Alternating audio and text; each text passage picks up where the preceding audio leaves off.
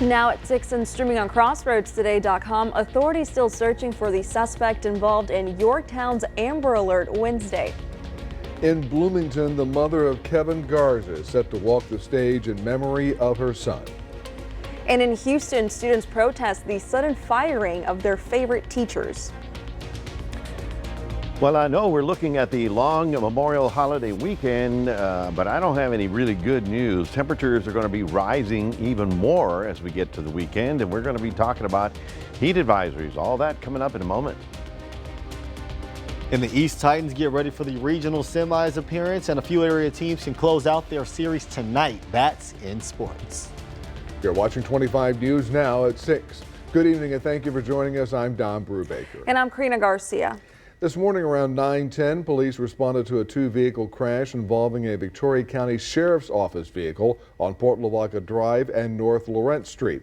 Through a preliminary investigation, officers say a 2015 tanker was traveling westbound on Port Lavaca Drive and ignored the red light, causing a collision with the VCSO's Dodge Charger. The drivers of both vehicles were taken to local hospitals for treatment.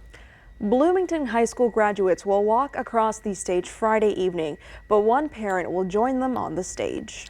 The mother of Kevin Garza will accept a diploma in his honor. 25 News Now reporter Adarius McCormick knows more about the graduation ceremony. Adarius? A car struck and killed Kevin Garza in 2016. If he was still alive, Garza would have walked the stage this Friday. The 11-year-old was walking to Bloomington Elementary School one morning when a car hit the child and kept moving. No one was arrested in the hit-and-run situation.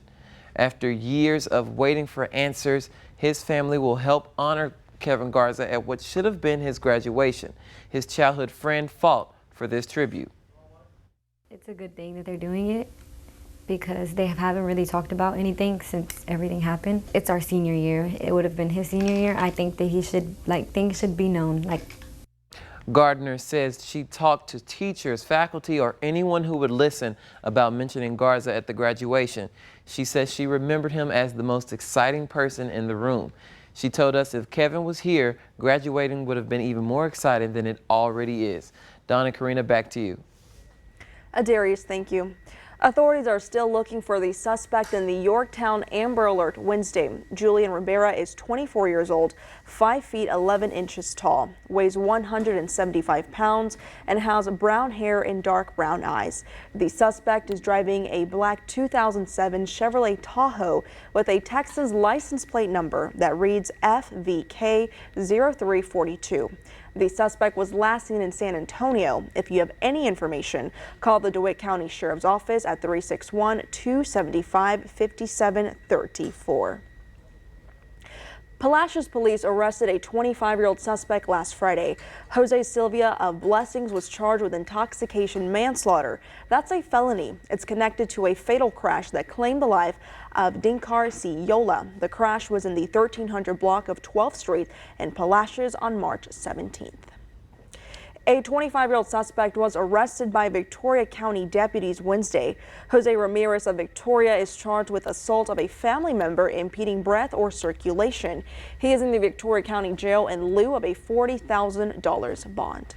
Victoria police arrested a 20-year-old suspect Wednesday. Raul Rodriguez faces a charge of engaging in organized criminal activity from Jackson County. He is in the Victoria County Jail. No bond is set. These are scenes from what severe storms moving through Temple left behind Wednesday evening. A tornado was confirmed by the National Weather Service. Over 60,000 customers were left without power as a result. Bell County, where Temple is located, could have storms again today. It will remain under a flood watch until tonight. This was a very strong and devastating tornado. There are many people that lost property, many people that lost homes. There were a few injured. Thankfully, nothing very serious. The National Weather Service in Fort Worth says it will conduct a storm survey today. And the National Hurricane Center is predicting a hyperactive Atlantic hurricane season.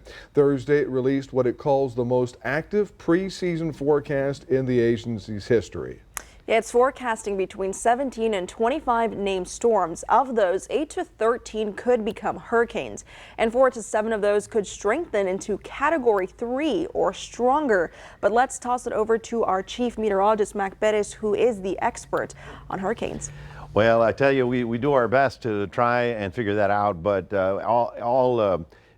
everything points to a very active season because the water temperature of the Atlantic is already running at August temperatures. Now, for us, heat and humidity are the story for the holiday weekend. We have some big storms firing in far west Texas and even in northeast Texas, where they got pounded last night. So we'll be taking a look at that coming up a little bit later on. Back to you. Mac, thank you. Bipartisan border security legislation failed to advance from the Senate today when nearly every Republican and a handful of Democrats voted against the measure. Today's vote appears to be the end for the legislation Senate Republicans once insisted on and before killing it. Democrats, seen as politically vulnerable on the issue of border security, caved to Republican demands to tighten border controls. The bill's fate was sealed when Donald Trump urged Republican lawmakers to kill the deal. The first year of the state-running Houston ISD is not ending well. Hundreds of people gathered at one elementary school to protest the sudden firing of its principal and 11 teachers. Parents and students were not afraid to speak out about the recent terminations, and Superintendent Mike Miles. This is awful. Mike Miles needs to be fired, like right now. He's taking like half the teachers and the principal of this school away, and the rest of them are resigning. My brother has to go to a different school now, and like they've taken my principal away too, and a bunch of my favorite teachers. I don't know why he's doing this. And do you like going to school? What is it like with the takeover? I loved going to school. It was my favorite thing to do every morning. Well, that might seem weird, but like math is fun, and so is reading, and so is history, and so is science. And now with the takeover, all my teachers are scared. They're scared of Mike Miles coming and firing one of them on the spot. They're scared of protesting because they're going to lose their jobs. Organizers say during National Teacher Appreciation Week, the principal, 11 teachers, and at least one staff member received termination notices without warning or prior communication. We're in a teacher shortage, and we are losing our best teachers to other parts of the city, other parts of the state, other states. We need to keep our good teachers here, and we need to educate our students. Even Representative Jing Wu, who represents District 137, showed his support. He says teachers and students are fed up. The most offensive thing about this is none of this had to happen. The state, Governor Abbott did not have to take over HISD. They did not have to do it this way. They did not have to slash all these positions. They did not have to cut out our libraries. They didn't have to do any of it, but they chose to. They chose to shortchange teachers when we have a record-setting surplus that is still there. In honor of National Peace Officers Memorial Day and National Police Week, one family is honoring a fallen officer. Deputy Sheriff David Castillo passed away in a car collision that hit a tree while responding to a mandatory officer assistance call. Friday, his family will honor him at San Antonio at the courthouse downtown, and Saturday, his family will hold a family reunion at the Victoria Art League at 4 p.m. David was a former Victoria High School football player. Early voting continues through tomorrow at the Dr. Patty Dodson Public Health Center, 2805 North Navarro, Classroom A. Early voting hours are Thursday and Friday, 7 a.m. to 7 p.m. Just got a few more minutes on Thursday tonight to vote. So far, 2,171 voters have cast their ballots early in person over the first 3 days. That's an average of 723 early votes per day. This is a hot election, folks, if you haven't already figured that out. Hey, remember to subscribe to our YouTube channel, Crossroads Today. Hit the like button and click the notification bell. Then you can see Crossroads Today on YouTube. You already know. All right, there you go. Stay with us. In Louisiana, a bill headed to the governor's desk could soon classify abortion medication as a dangerous controlled substance. That's coming up on 25 News Now at 6. And Texas is among the 29 states to file a lawsuit against Live Nation following their Taylor Swift ticket sale fiasco.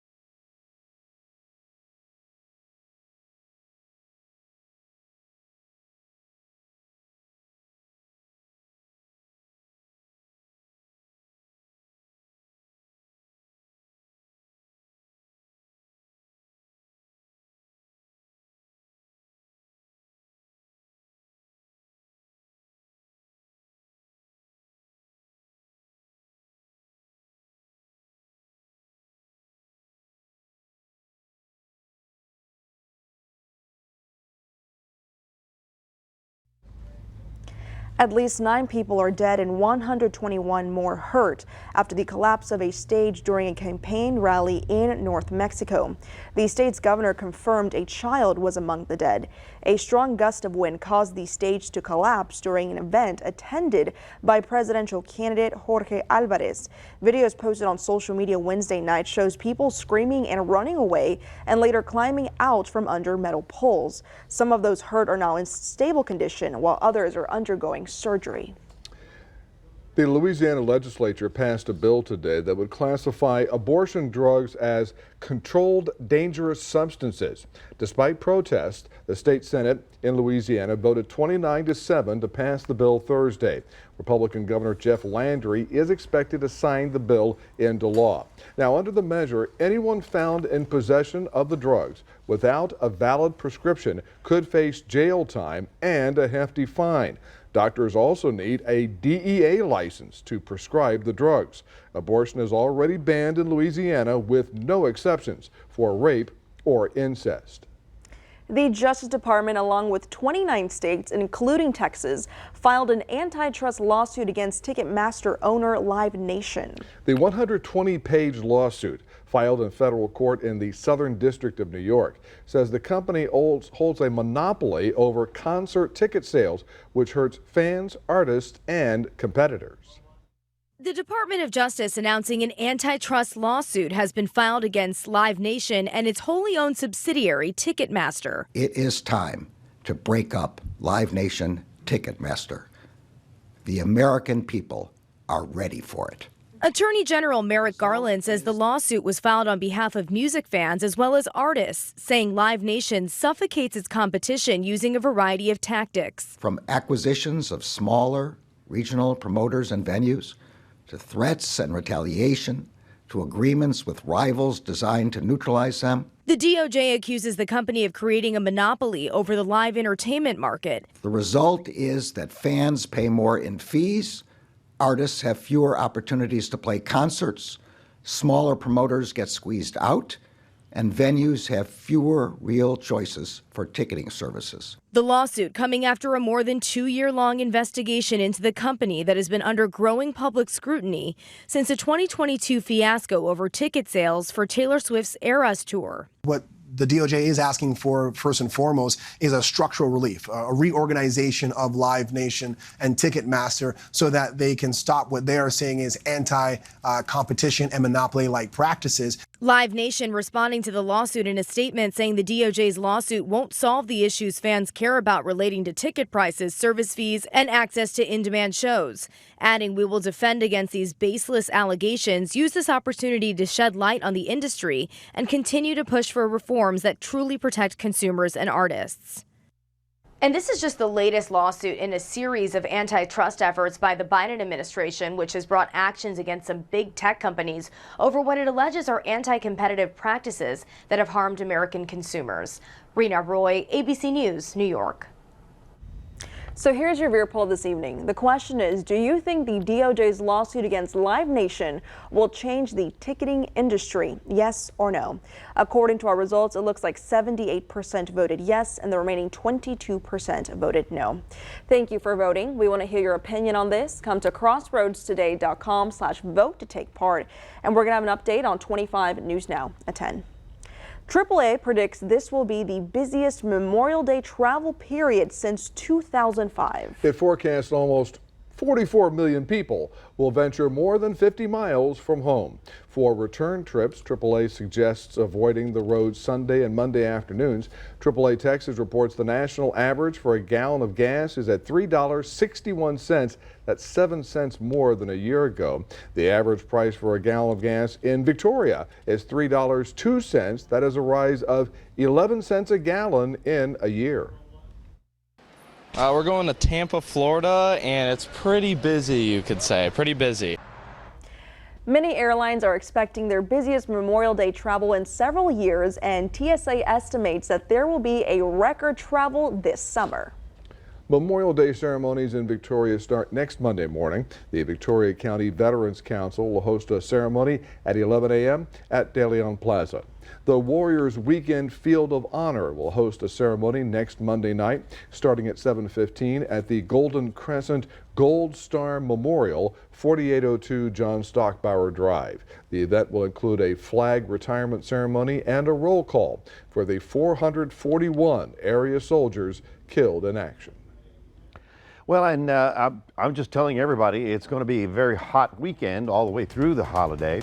So now's the time to start planning, shade, shelter, water, hats for the elderly, and take care of the kids as well. I want you to have a great weekend, but we're just going to have to deal with some very hot weather. Now, it's 88 right now. It feels like 98. The only thing that helps us is the amount of sea breeze. We're getting a good, strong 30-mile-an-hour wind this afternoon. We got up to 91 today, not at the record, but getting closer. In fact, we'll be talking about near 100 degrees over the weekend. All that in a moment.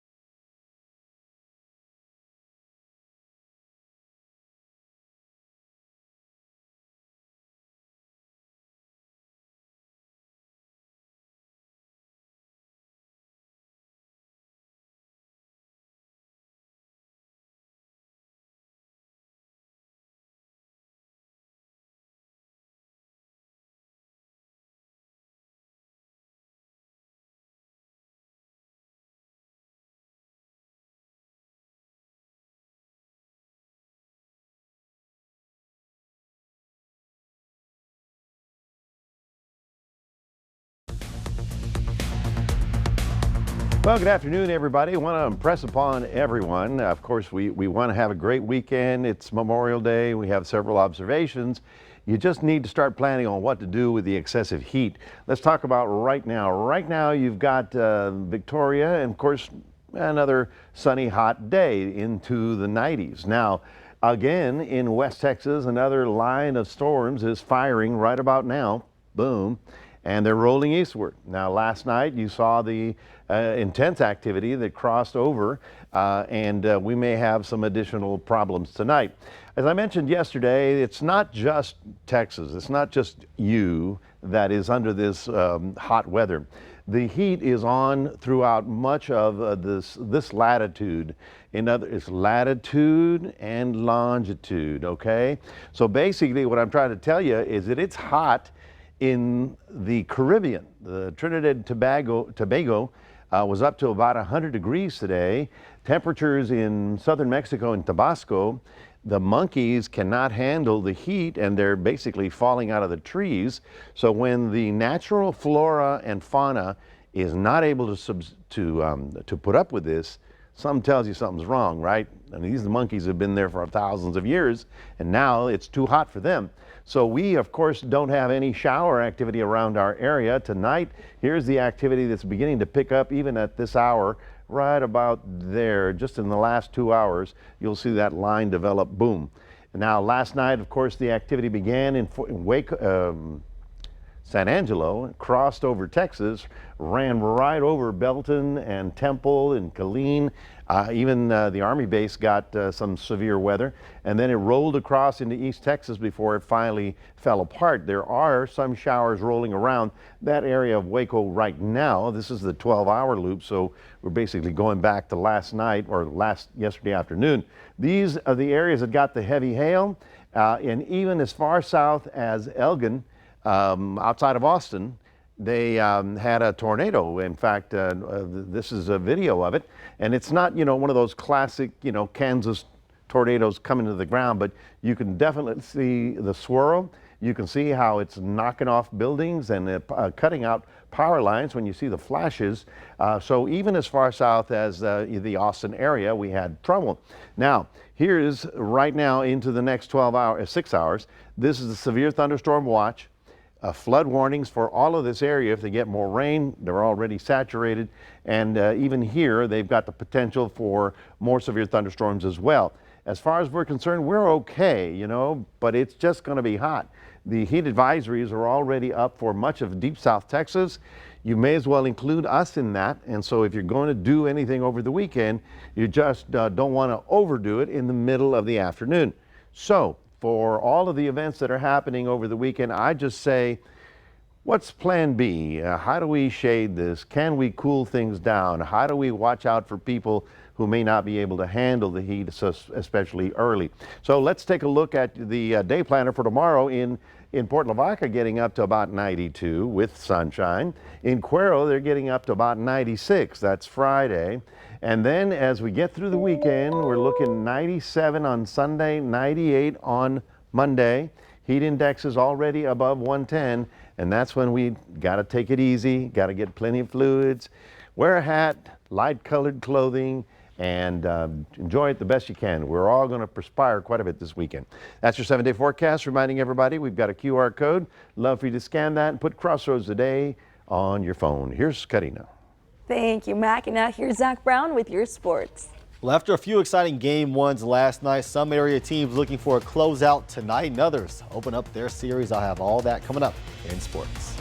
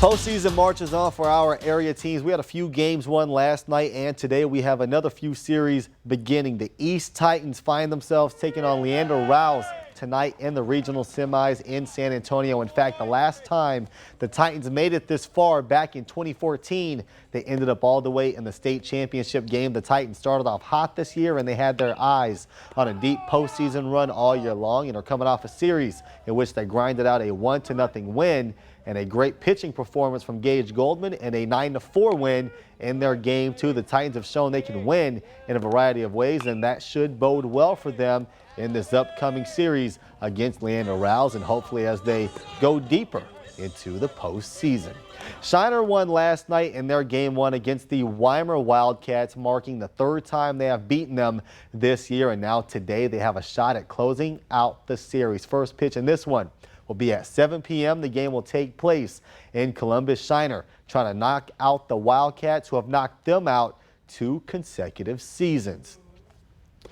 Last night in Hallettsville, the Brahma Nation got to watch as their ladies took down Columbus in game 1. The winning pitcher on the afternoon was UTSA commit Kaylee Oliveira. The final in this one, 6-1. And now they get a few days before traveling to Columbus for games 2 and, if necessary, game 3. Hallettsville knows it won't be easy on the road, but they also haven't lost to the Cardinals all year long. We also saw the Ganado Indians storm back from a 3-run deficit as well. Ganado now leads their best of 3 series 1-0 after their 4-3 win. Ganado with a shot to close that series out tonight as well. They're playing a few hours away in Bastrop. We will have scores from all of these games and updates on where they stand tonight on 25 News Now at 10. Training is underway for an important member of the West Texas A&M University football team, and that is the live mascot named Thunder. Meet Doc, the future Thunder 15. This Buffalo calf will one day replace the current live mascot, Thunder 14. The herdsmen at the university are extensively working with Doc to make sure he will be ready when it's his time to shine in the spotlight. That includes making sure he is used to people and used to the loud sounds that come with game day. The team says it will probably be another year or 2 before he takes the field. Patrick Mahomes is defending his Kansas City Chiefs teammate Harrison Butker after a controversial commencement speech earlier this month. While speaking to graduates at Benedictine College, Butker said a woman's accomplishments in the home are more valuable than any academic or professional goals. He also bemoaned diversity and equity initiatives and called Pride Month a, quote, deadly sin. In response, Mahomes told reporters Butker is a good person, even though he doesn't necessarily agree with his comments. Meanwhile, Chiefs coach Andy Reid says he did not address the speech with Butker. Benedictine College is a small Catholic school in Atchison, Kansas. That is it for your sports. Donna, Karina, back to you. Thanks, Zach. We're back in a moment. A Florida high school student was surprised at her graduation by her sister, who she had not seen in over a year.